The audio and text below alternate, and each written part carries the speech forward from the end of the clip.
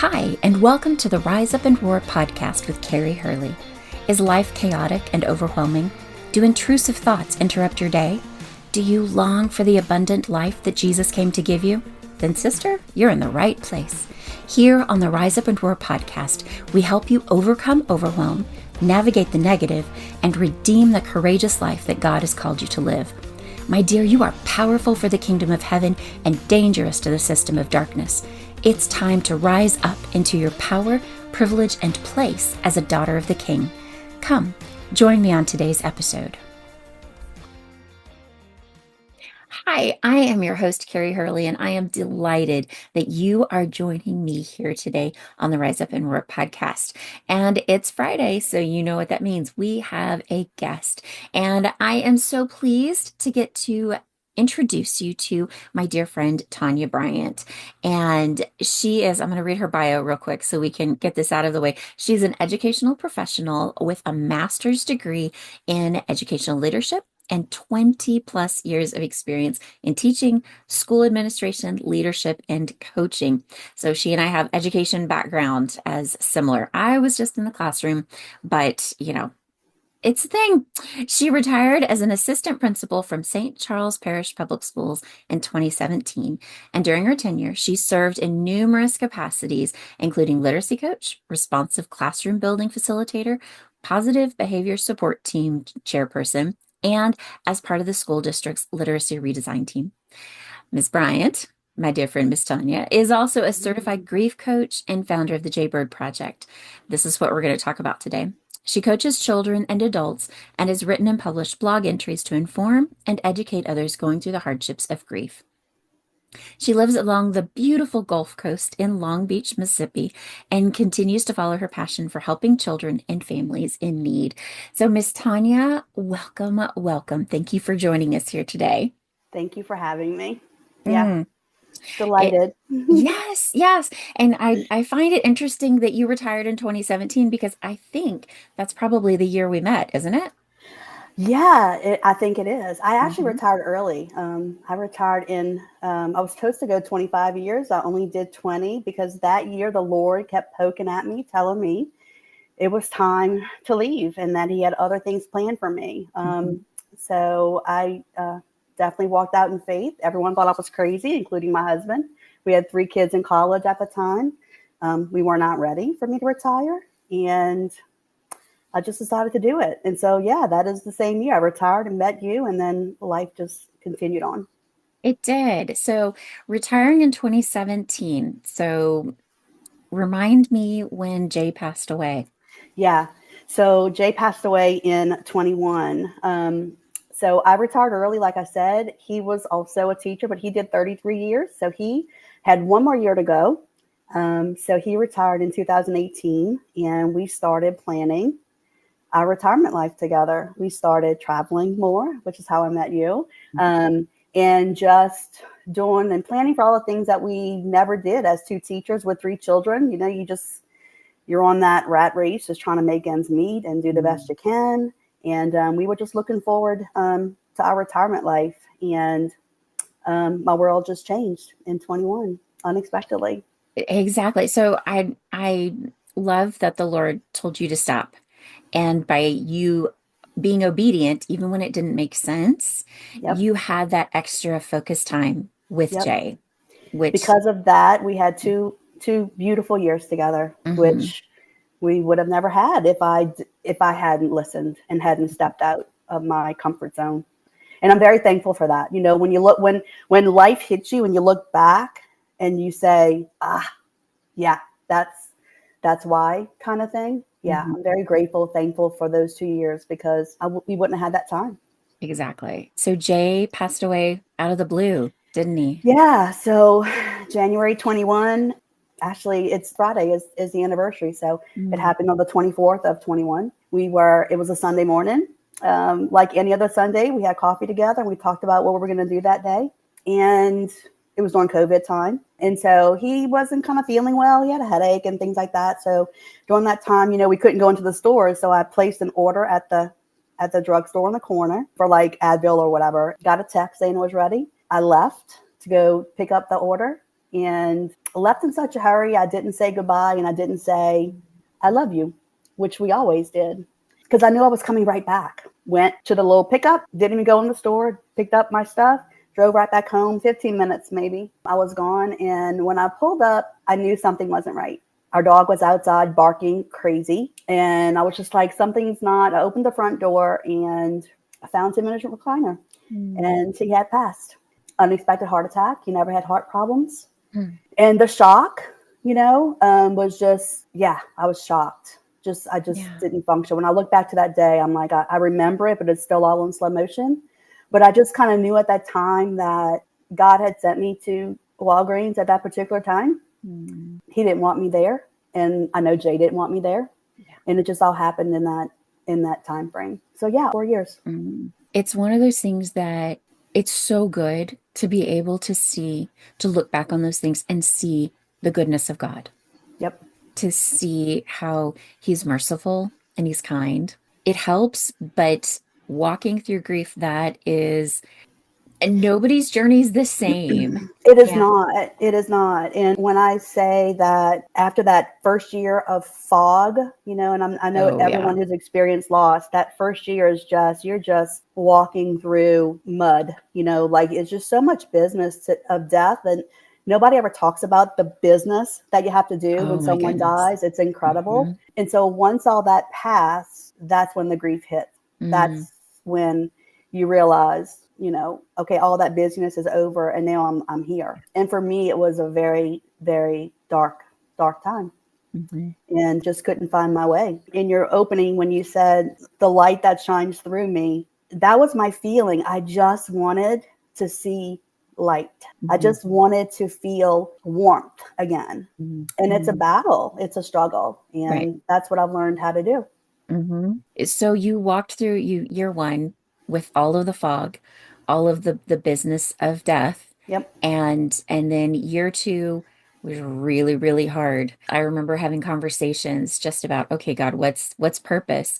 Why do you have me still here? Yep. And so what was kind of the next step that the Lord took you into?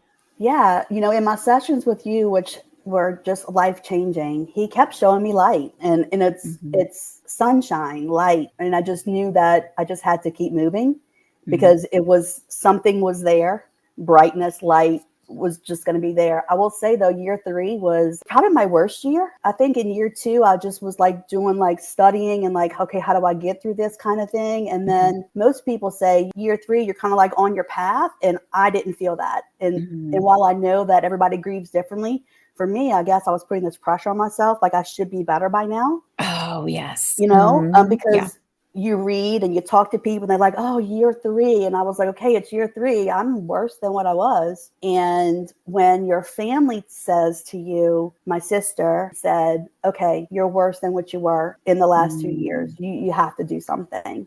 Mm.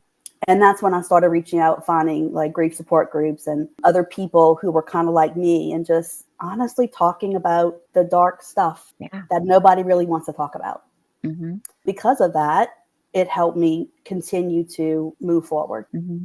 I will say I will agree with that. So I haven't lost a spouse, but in 2010 I lost my mama unexpectedly. We said she made an unexpected trip to heaven. Yep. And that was something that I found that was so beneficial, was to be in, it wasn't grief share, but it Yep. was a grief support group, to be able to talk with other people that may have had a different loss, but we still were in that same space Yeah. And, of, and you have to find a place that's comfortable because, like I said, when you're sharing some really dark thoughts that you have, you don't want to feel judged for it because you're just being honest, And Mhm. so finding a place like that where you could share like all those things Right. that you don't want your kids to know, Yeah. like I would never have those conversations with my children. I wouldn't have those conversations with my parents, Right. But finding somebody else who's having the same Hmm. darkness envelop themselves is really helpful. I think what I learned in that year was I wasn't moving on because when you lose a spouse, you don't want to forget them, Yeah. and sometimes you feel like, well, if you move on, then you are forgetting. And that was a struggle I had. And so I learned that it's not about moving on. He's always there. It's just moving forward and Hmm. having him and Jesus move forward with me. I will say, and I tell everybody this, if it wasn't for my dog, Grief Share, and Jesus, I wouldn't be sitting here today, Mhm. honestly, because I think grief is so dark sometimes, especially when it's like a shock like that. Mhm. It's really Yeah. hard to wrap your brain around it. Hmm. Yeah, It really is. yeah. But praise Jesus, you didn't stay there. I didn't. No, thank God. Hmm. Yeah, And I know, I got to see, some of the hands that you started doing for the yeah, Jaybird Project. And really the Jaybird Project kind of flowed out of you. it did. So can you share a little bit about what the Yeah, Jaybird Project is and just I kind of will. how it's evolved? Thank you.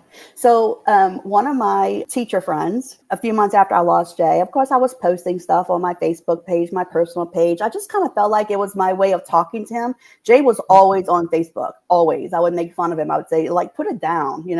But then when he was not here with me, I felt like that was my only way to communicate with him. So I Mm, posted a lot to him, like, wrote to him. yeah. And I had a friend on that time reach out to me personally and said, "When are you going to start talking about your grief and loss with other women?" And I was like, never. I don't think that's my thing. And Mm, she kept encouraging me and she said, "I think it's something you need to look forward to. I think you have something to say.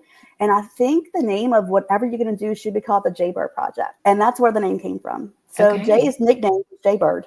So his Hmm. dad, his mom, all his friends called him Jaybird. So the Jaybird Project kind of came to be. The comfort hands, which I have one right here, Jay and I held hands all the time.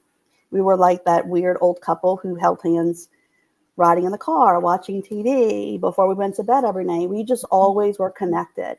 And in that first year of losing him, I missed holding his hand so, so much. I looked online, I was shopping for like a hand, like I need something to hold.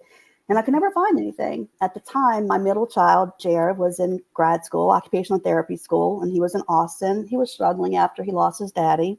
I moved in with him in his apartment, as any good mom would, and I drove him to class every day and made Mm, sure he wasn't falling out of life and right.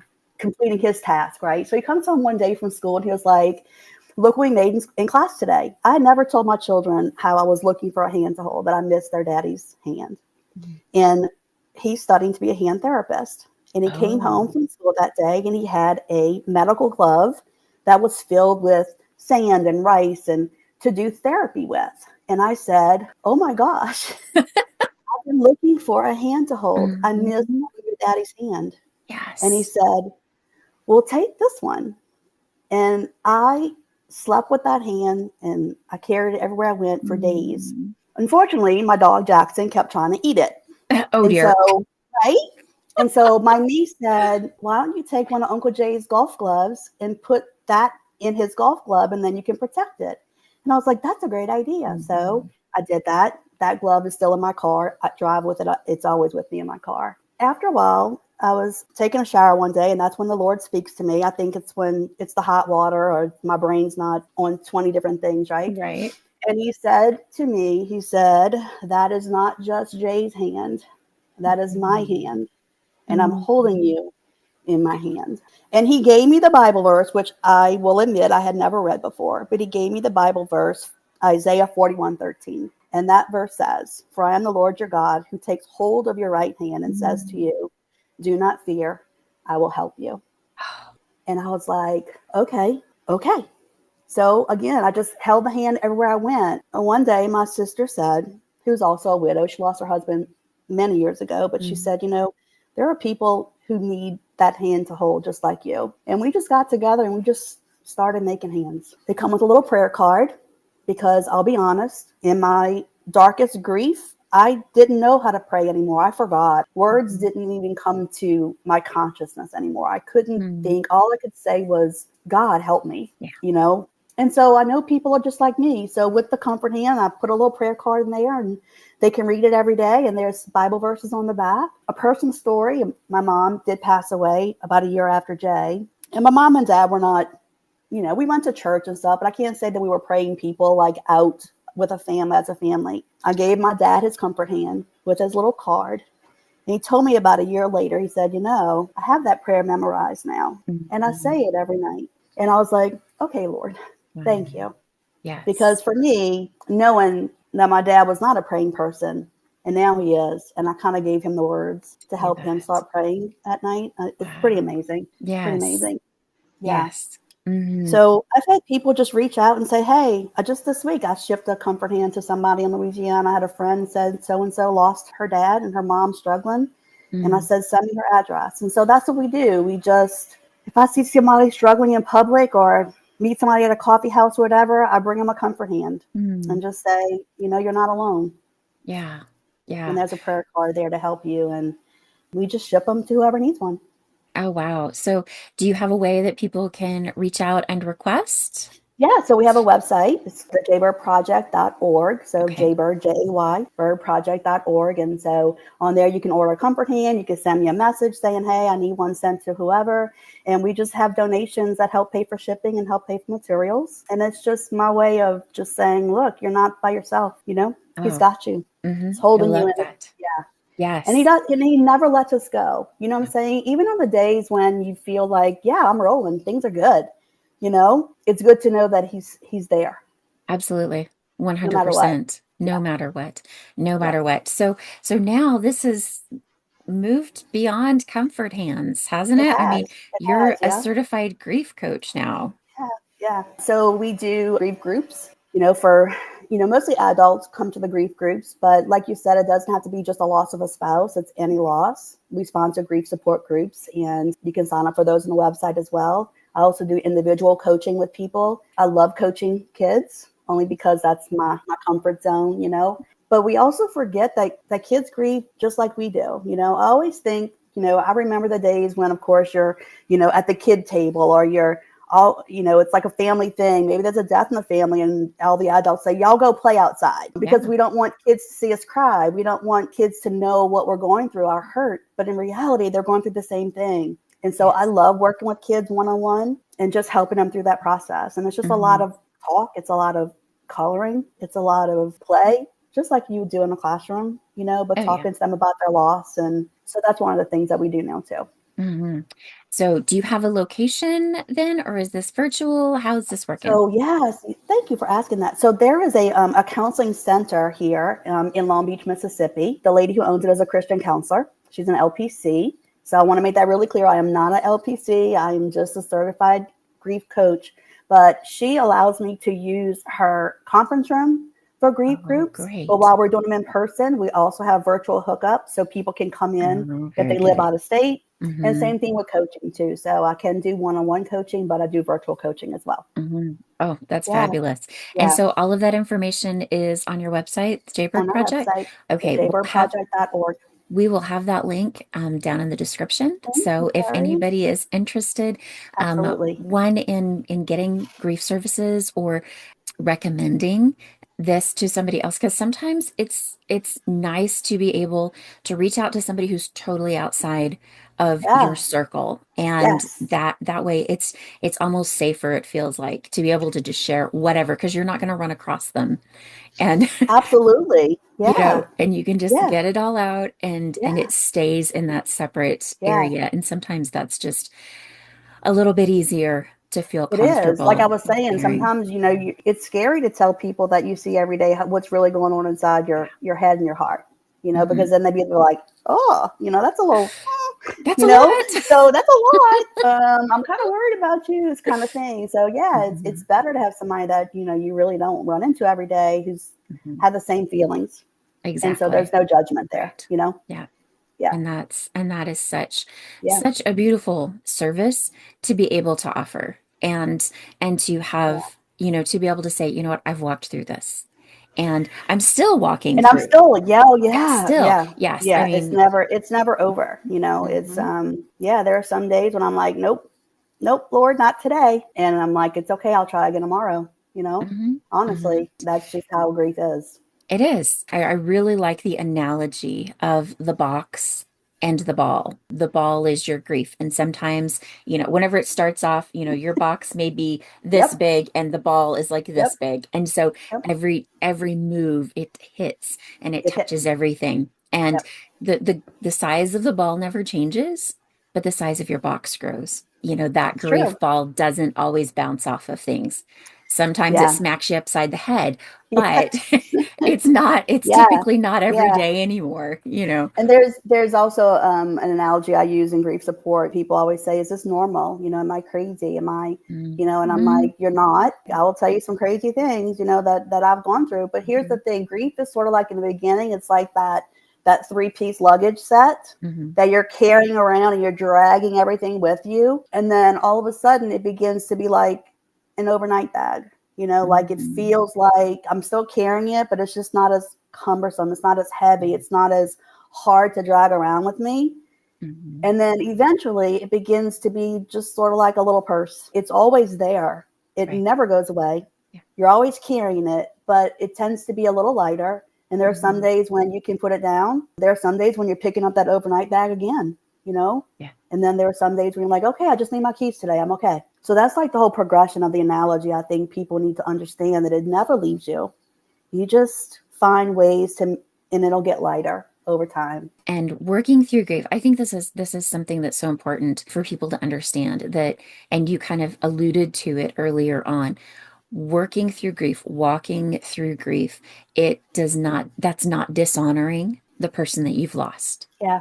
And in Yeah. fact, would that individual that you've lost, would they want you to continue in that dark Yeah. place? I know. And so to be able to understand that, okay, yes, it's hard. And the Lord showed me something. He doesn't drop us at one side of the valley of the shadow of death Yeah. and pick us up on the other side, Right. but he walks through it He's with walking. us. Absolutely. And it does say he walks with us. We're not intended to camp there. It's when we camp in the valley of the shadow of death, Hmm. that's when toxic things start to happen. And so to be able to get help, that I think that's key, is I think to. so too. I do. Mhm. You know, our friend Aaron, after Jay, you know, he was friends with Jay. He knew Jay since high school. Oh And wow. I asked him one day, I was like, I don't know what, like, why, like, what happened, like, why. Mhm. And his words to me was, and it made sense, you know, now as I look back, he said, Jay obviously finished his purpose that God had for him. You still have a purpose. You're still Mhm. here for a reason. Yeah. Um, and you just have to figure out what that purpose is. And but Mhm. you're not going to do that unless you start to purposefully take Yeah. steps to do that, right? And it's Mhm. kind of the same thing. Like I'm still here. God still has a reason for me to be here. Crazy enough, in that year when he was poking at me to retire, the message he kept giving me was, "You're going to continue to make a positive impact on the lives of children." And I was like, I don't know what that means. Like what? Mhm. Like what? And so for me, maybe this is it. You know, like I love working with children, even though it's about a dark and, you know, sad topic, but I'm still Right. making that connection with kids and hopefully making a Mhm. positive impact in their life. Oh, absolutely. 100%. Yeah. That is key. I want to throw in one more thought that just Yeah. came to mind, and it was from my experience of Darren said God God was finished with Jay here. His purpose here was finished. And I know that with my mom, I had several people who said all kinds of things. I think I need to read a book, things you should never say Yeah. after. Yes. There's a whole chapter in grief support about that. Oh my Yeah. goodness, things Yeah. people should Hmm. never say. Yeah. Yeah. But And how do you react to those things when they say them? you Yeah. know, Like, I yeah. refrained from punching a couple of Hmm. people in the Hmm. face. I Yep. felt really proud of myself. But I really had it out with the Lord. I was like, you might have been done with her, but I wasn't. Yeah. I wasn't. And, scripture tells us in a couple of different places in Psalms and in Job that God he's decided the number of our days. Yeah. And so I was really mad with him that he had decided that that was the number of her Right. days. Right. And I finally came to the point, and some people feel like this is blasphemous, but I don't, where I had to forgive the Lord. Not that Hmm. he had done anything wrong. Right. I just didn't like what he had done. Right. And so I had to forgive him for my freedom, That makes sense. for my freedom Yeah. was to consciously say, okay, God, I forgive you for taking my mom Yeah. at this time. And that was a huge weight release for me to be able to do that. And that was one of the things that really kind of helps me move forward in my recovery process. That is true. That's where a lot of people get stuck in their grief, in Hmm. that right there where you were, you know, and Yeah. until you can, whatever you have to do to get through that, that anger and that hurt. Mm-hmm. And yeah, that's how you have to move forward. But that's Yep. where people get stuck. Mm-hmm. It Yeah. is. Oh, my goodness. Well, I am so excited for how God's using you. I mean, he really is using you to be a light in the darkness. Thank And you. and so much to be able to say, you know what, I've been there and you're okay and you don't have to stay there. And to be able to help people walk into the light of Yeah. truth and God's love. And it's so It's exciting. healing for me as well. Hmm. Yeah. Oh, Yeah. yes. So I will put the Jaybird Project link down in Thank the you. description. So for those of you that are listening, y'all, we all have different levels of grief, whether we've lost a friend or we've lost a pet or a job. So true. There's so many different areas of loss that we walk through simply because we're human. Yep. And understanding that getting help is not weakness. In fact, that is strength for you to choose to say, you know what, I am going to step outside of myself in Yep. order to grow and move through this grief so that I can fulfill the purpose that God has put on my Absolutely. life here. Yep. And Tanya is just, she's a great resource. And so if you're not sure where to go, if you don't have Absolutely. something local, reach out through the Jaybird Project. Reach out to her. And if she's not in a place to be able to help you, she can help you find A someplace to resource. go. Absolutely. Exactly. Exactly. Absolutely. So, to each one of my listeners, I want to remind you that you are powerful for the kingdom of heaven and you are dangerous to the system of darkness. And it is time for you to rise up and roar in your power, place, privilege, rights, and responsibilities as a child of the King. May you go Amen. forth in power. Until next time, my friend, take care. All right, my dear, that's going to do it for this episode of the Rise Up and Roar podcast, where we help Christian women overcome overwhelm, navigate the negative, and redeem the courageous life that God has called each of us to live. Be sure to like, subscribe, and share. Grab my free resources on my website and follow me on Instagram at Mrs. Carrie Hurley. Have a great day.